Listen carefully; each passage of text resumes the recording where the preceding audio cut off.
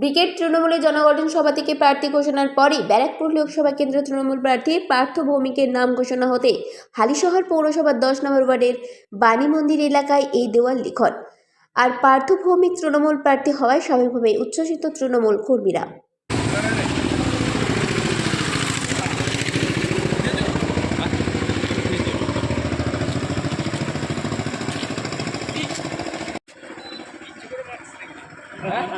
না না বলেছি এদিকে আবার কেটে গেছে এদিকে।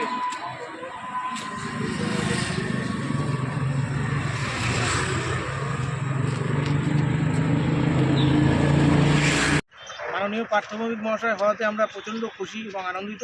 এরকম একজন স্বচ্ছতা এবং সজ্জন ব্যক্তিকে ব্যারাকপুর লোকসভা কেন্দ্রে তৃণমূল কংগ্রেসের প্রার্থী করাতে মাননীয় মুখ্যমন্ত্রী শ্রীমতী মমতা বন্দ্যোপাধ্যায় এবং আমাদের যুবকদের যে আইকন তিনি অভিষেক বন্দ্যোপাধ্যায়কে অসংখ্য ধন্যবাদ জানাই। আমরা প্রাথমিক হওয়াতে প্রত্যেকে তৃণমূল কংগ্রেস কর্মী যারা আছে তারা প্রত্যেকে খুবই আনন্দিত। Bureau report 99 news Bangla.